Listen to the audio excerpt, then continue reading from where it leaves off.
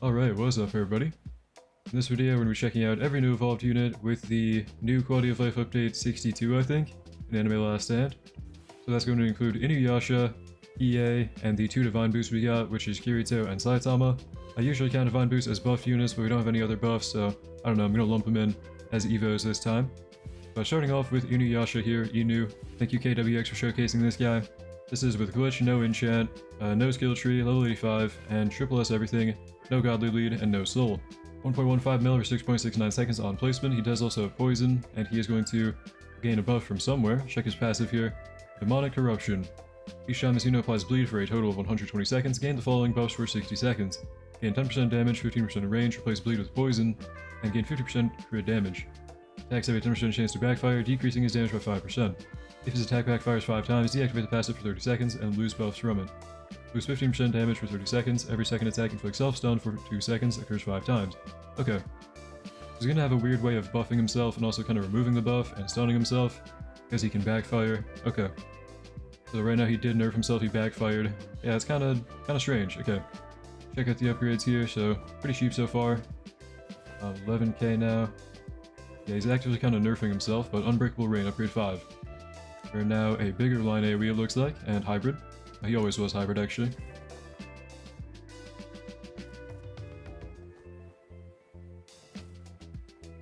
Devastating Hurricane. 150k, he is becoming a circular AoE. Okay, and I mean, the damage isn't that bad, but it is on a 10-second SPA kinda. 10-second SPA it's about. We have the effect of Poison, doing 880 mil with the 628 total of raw damage. I mean, the passive is kind of gimmicky. He's going to buff himself after bleeding a bunch, but he's also going to have a chance to just have that buff end. It's a little bit weird. It's kind of RNG based, but it is kind of cool. I like it. I don't know, not very strong, just kind of a raw damage unit with poison or bleed.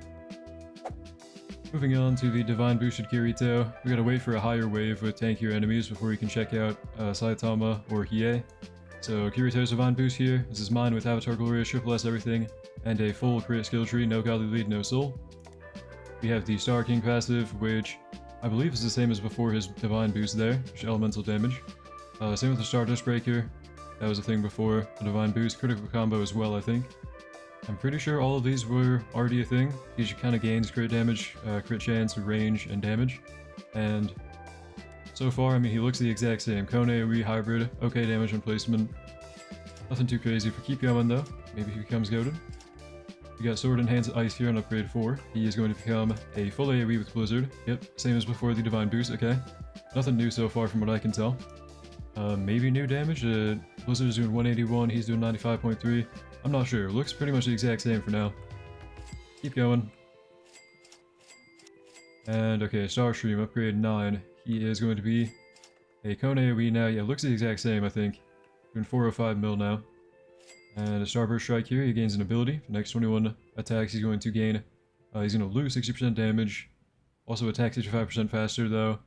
So he's going to attack faster, gain more crit stuff, but he's also going to nerf his previous buffs he has right now. So he's got buffs from the passives, which are his crit rate, crit damage, and range are buffed up quite a bit. He would lose that if I pop the ability. Okay. If we max him out, he gains another ability. Black Swordsman release here. We have a 500 times damage nuke, apply Blizzard and Plasma off that multiplier. Push through the Black Swordsman mode for 250 seconds, which is going to have its own stats kinda, full AoE, and all the passives are disabled, and Starburst Strikes is unusable during the time. Okay, so once again, it's kind of a mode swap buffing thing. If we pop the Starburst Strikes here, he's going to lose damage, he's going to lose SPA, so attack way faster, doing about 143 mil every 1.17 seconds, okay. Cone AoE with a ton of crit as well. So very high crit scaling there. Guaranteed crit on top of 300% crit damage. Very nice. And then the Black Swordsman release ability. Gonna make him full AoE. Doing 1 billion every 8.38 seconds. He does not have any effect anymore with like Blizzard or anything, and no crit buff. Actually, he does have a crit buff. It just doesn't show, doesn't display the same. So he's gonna gain a base crit rate and base crit damage, which is actually good because that means it can be buffed by Garo if it counts as base and not a buff. So it's pretty nice. He's actually kind of huge range full AoE, pretty good damage, but again, that is of course going to be temporary, and he'll lose all the buffs that he kind of accumulated before. Not too great, but not too bad either. I don't know. Moving on to Hiei, and this guy's kind of weird. We actually had to bring him into a Nightmare Infinite, but thank you again KWX for showcasing this guy. Overlord, no enchant, no skill tree, triple S everything, level 85, no godly lead, no soul. He's doing 1.08 mil every 7.43 seconds on placement. He has a ground line AoE with the Black Flame effect, doing 5.22 million damage every 10 seconds. He has the passive Black Flame Mastery. If his SPA is longer than the normal duration of Black Flame, so longer than 10 seconds, every 0.25 seconds adds plus 5% damage to his Black Flame, with a cap of 25%, or if he has 1.25 SPA higher than 10. So for the maximum Black Flame damage buff, you want 11.25 SPA on this guy, minimum. And he has the passive Evil Eye. If Hei's SPA is 11 or higher, which hopefully it will be, this passive becomes available. Each time there are 10 or more enemies in range afflicted by Black Flame, attacks have a 50% chance to activate this passive. When activated for the next minute, disable Black Flame Mastery and his buffs, reduce SPA by 20%, Black Flame duration equals Hei's current SPA plus 0.5, gain the Evil Dragon ability, and this passive has a 100-second cooldown.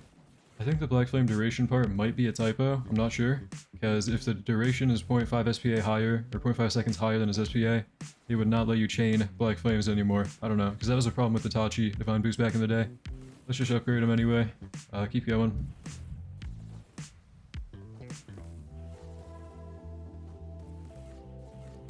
Upgrade 6, he gains the attack Flame Cyclone. He's going to become a Circle AoE and Hybrid. Doing 54.3 with Black Flame doing 261. Okay, damage is going up now, but he's pretty expensive. Black Flame now doing a billion. He gains the attack Demonic Dragon, upgrade 11. He's now another line AoE. Okay, just a big line. Doing 271 mil. If we max him out, he is doing 353 every 13.3, and he does also have the ability Evil Dragon, which should be with his passive if we can get that to trigger. So with the passive triggered, he gains the Evil Dragon ability. Upon activation, gain the following buffs for 20 seconds, plus 20% Black Flame damage, 50% elemental damage, and 25% extra range. After 20 seconds, deal 5 times his damage in range and apply Black Flame. If the enemy is already under Black Flame, deal 10 times damage, and the enemy permanently takes 10% more damage from Black Flame. Okay, with a 30-second cooldown. Let's take a look at that ability here. It might have had an animation. He did like a little black crack in the ground around him, but that was about all. Overall, this guy's just kind of okay. Black Flame damage, you want to max him out for full value, and his SP is very, very high, so, I don't know, kind of weird. I'm not a huge fan. This is only with Overlord though, so keep in mind, Black Flame is going to scale heavily off of having a better trait and better enchant, so this guy could do really good DPS, but in my opinion, it's kind of gimmicky. I don't really like the whole final upgrade Evil Dragon thing.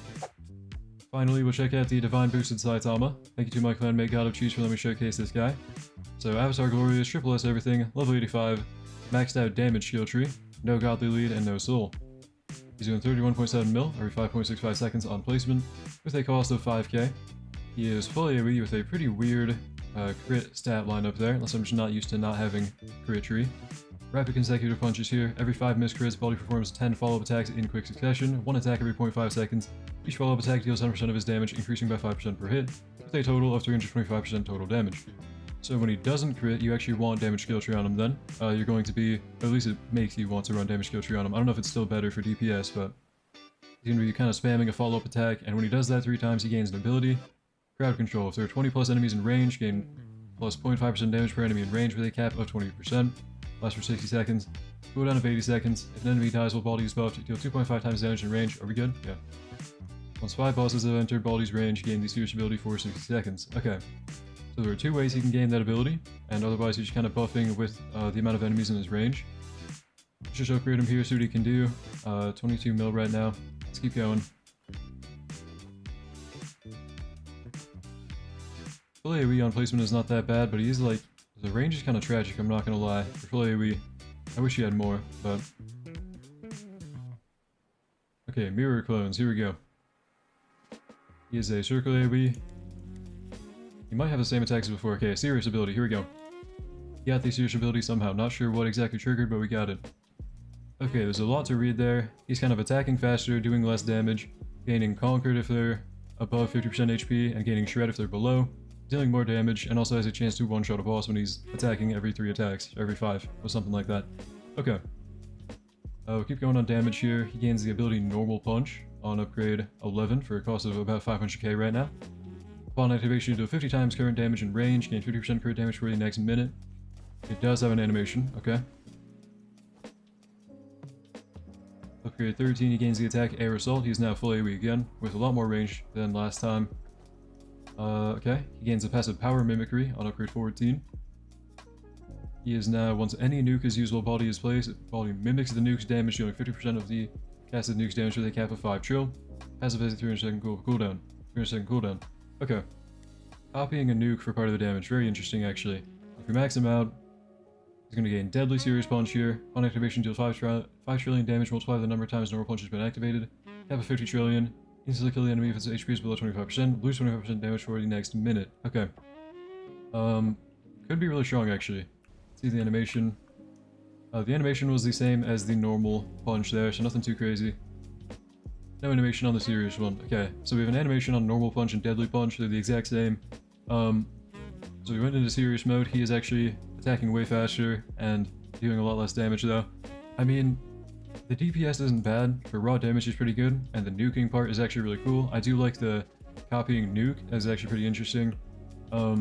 Overall, is he that great? Not really. He's just kind of cool. Full AoE, raw damage. I mean, I don't know. Thank you again, GodOfCheese, for showcasing. Thank you, KWX, for showcasing Hiei and Inuyasha. In my opinion, none of the units in this video were really that good. I would say the main focus of this update for you should either be catching up on Freerin or the 2 Berserk units, because those are both very, very good. Maybe I'm wrong, though. Let me know what you think about the units in the comments down below. Anyways, thank you for watching. Hope you enjoyed. Hope to see you in the next one, and have a great day.